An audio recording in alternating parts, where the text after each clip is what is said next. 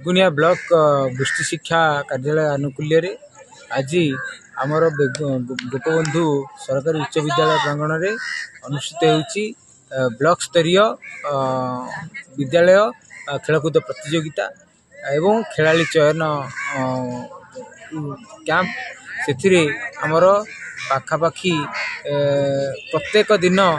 दुईटी event रखा जाइछि। 4 zone रही आमर बेगुनिया ब्लॉक रे कंटाबड़ बेगुनिया परिचला और सिको जोन लेवल पिला माने सिलेक्शन होई ब्लॉक स्तर को आसी आमर ब्लॉक टीम प्रस्तुत करा जीवो जेमिति कि आमर प्रथम दिन आज रही वॉलीबॉल को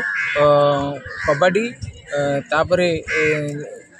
football cricket kho kho athletics chess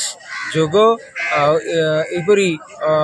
गुड़िए game आमर रही सबुथ आमर ब्लॉक लेवल टीम जीव जिला स्तर को प्रदर्शन करेंगे। सेठारे जो पिला माने सिलेक्शन हेबे से माने पुणी राज्य स्तर में भाग ने।